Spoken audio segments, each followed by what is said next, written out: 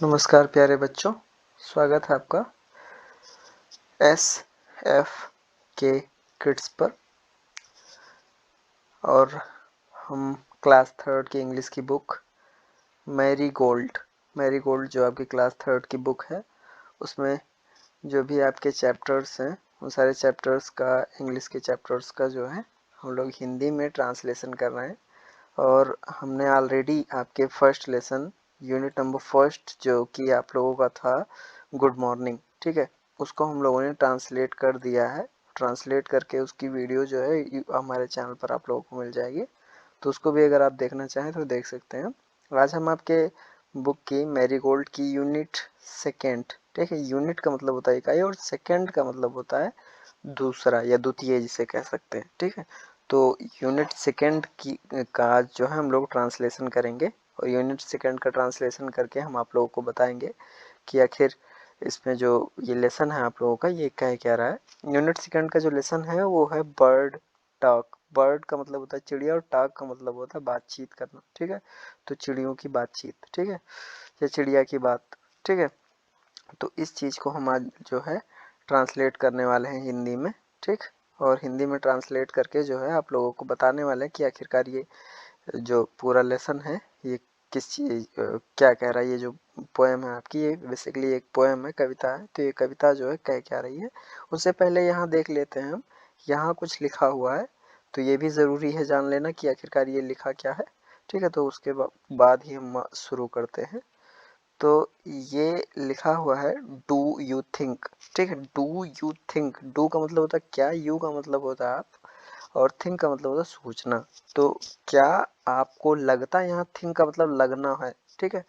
तो do you think यानी क्या आपको लगता है बर्ड्स फाइंड, यानी चिड़िया जो होती है ना, बर्ड्स का मतलब बर्ड है तो चिड़िया, और बर्ड्स हो गया तो बहुत सारी चिड़िया। तो बर्ड्स फाइंड पीपुल फनी, क्या आपको लगता है कि पक्षियों को लोग मजाकिया लगते हैं, ठीक है। ये पक्षियां यानी चिड़ियों को, क्या आपको, डू यू थिंक, क्या आपको लगता है बर्ड्स फाइंड पीपुल फनी, क्या आपको लगता है कि चिड़ियों को जो लोग होते हैं वो मजाकिया लगते हैं, ठीक है। क्या आपको ऐसा लगता है कि चिड़ियों को लोग जो है मजाकिया लगते हैं।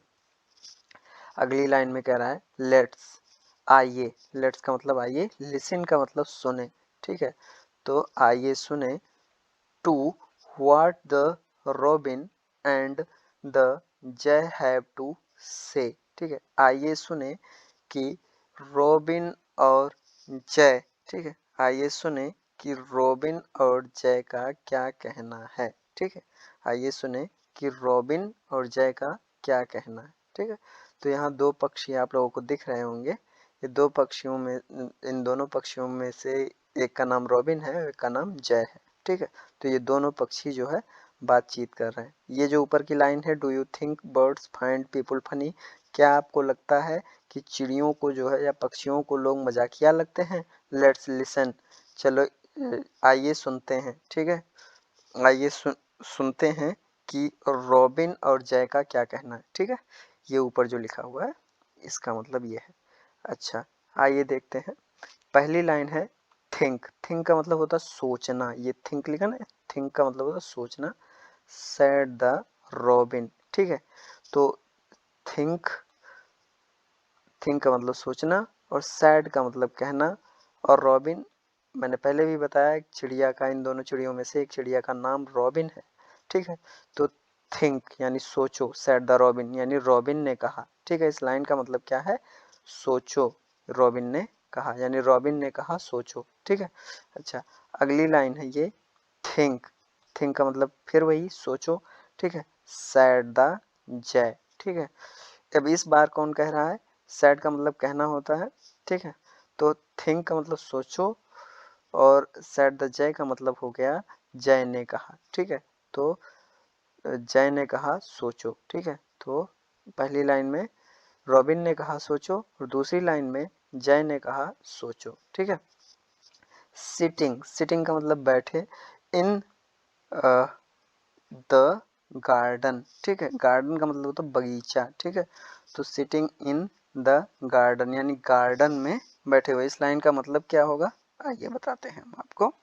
इस लाइन का मतलब क्या होगा, यानी गार्डन में बैठे हुए इन लोगों ने कहा कि सोचो, ठीक है, क्या, ये सोचो, यानी बगीचे में जो लोग, दोनों लोग बैठे हुए हैं, रॉबिन और जय, ये दोनों कह रहे हैं सोचो, ठीक है। बगीचे में बैठे, ठीक है, सिटिंग इन द गार्डन यानी बगीचे में बैठे। टॉकिंग वन डे, टॉकिंग का मतलब बात करना, वन डे का मतलब एक दिन, ठीक है।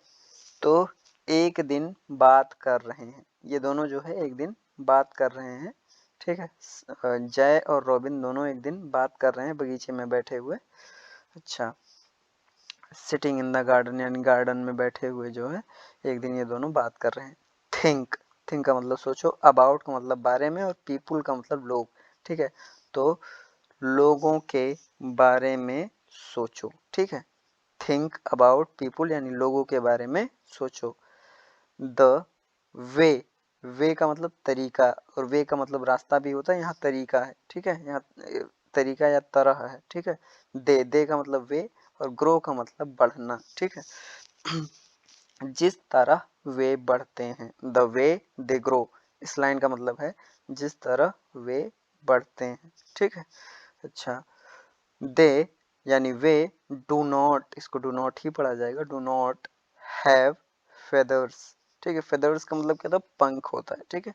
तो इस लाइन का क्या मतलब है, उनके पास, ठीक है, उनके पास। दे हैव का मतलब उनके पास, ठीक है, नहीं है, क्या नहीं है, फेदर्स यानी पंख, उनके पास पंख नहीं है। They do not have feathers यानी उनके पास पंख नहीं है। एट ऑल, एट ऑल का मतलब क्या होता है, तो जो हमारा एट ऑल है इसका मतलब होता है बिल्कुल, ठीक है।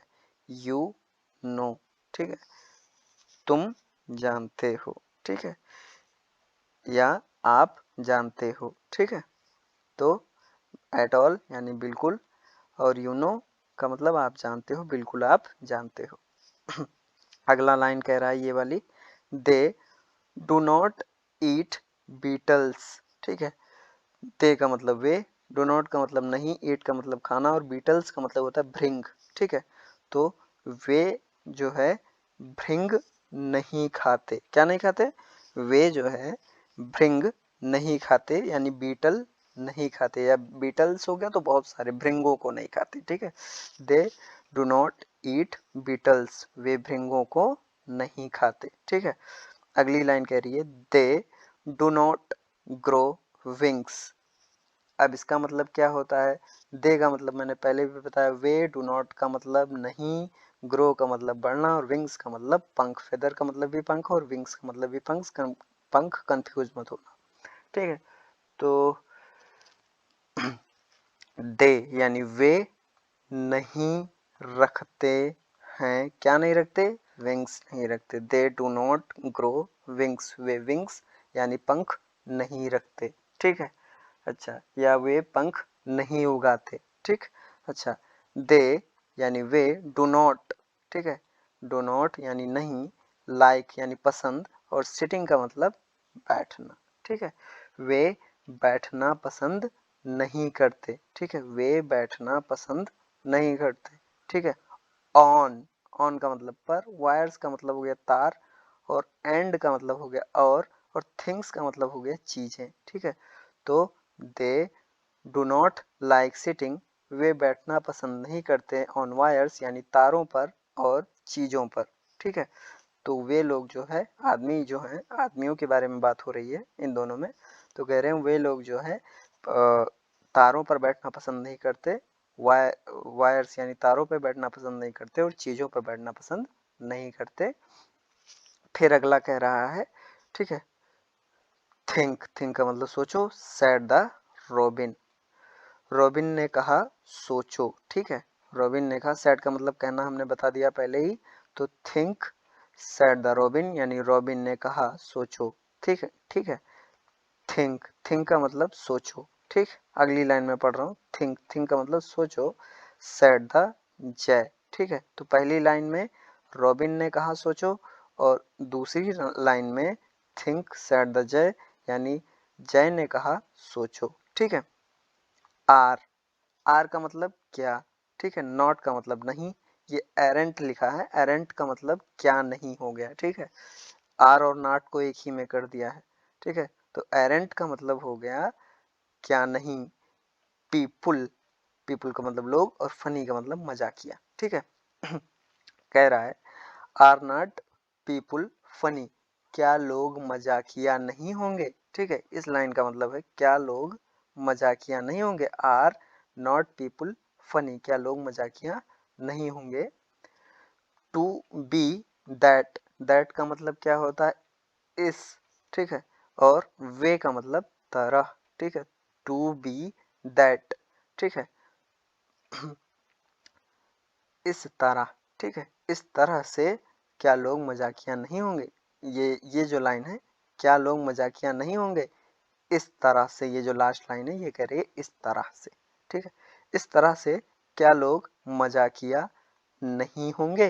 ये रहा आपका पूरा का पूरा पोएम, जिसको हमने हिंदी में ट्रांसलेट किया।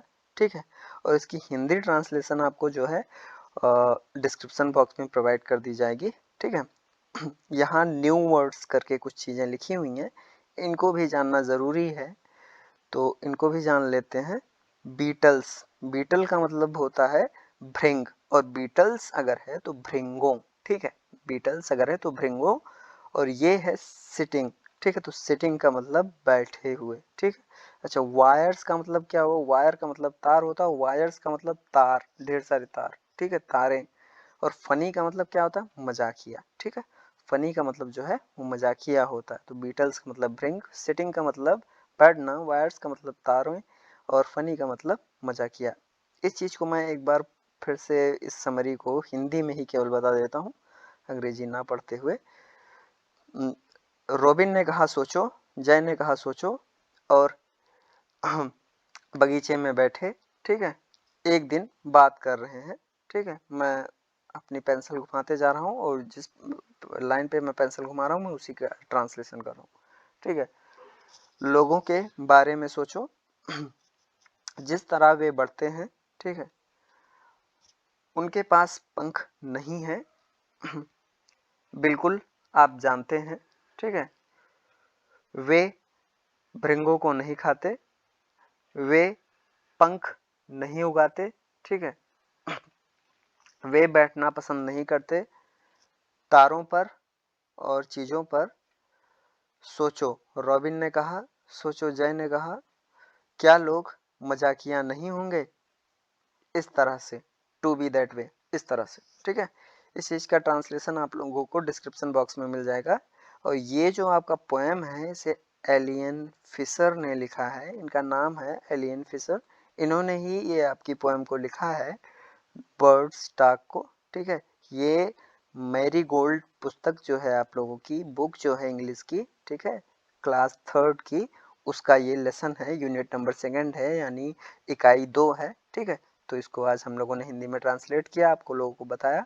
अगर आप लोगों को हमारे द्वारा बनाया गया वीडियो अच्छा लगा हो तो चैनल को सब्सक्राइब कर लीजिएगा, और इसी तरह से वीडियो पाते रहिएगा।